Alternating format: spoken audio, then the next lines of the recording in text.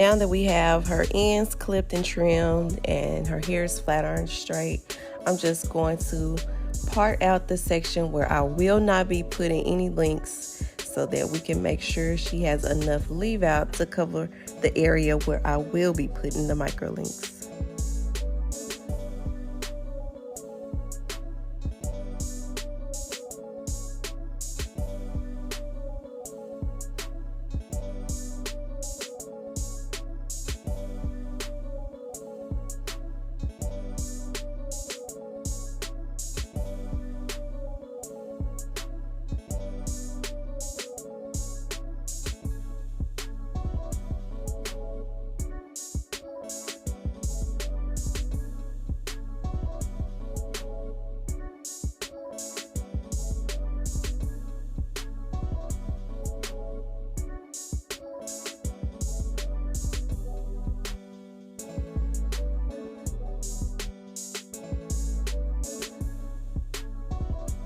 So basically you want to part off 1/4 of an inch subsection to start off your microlinks.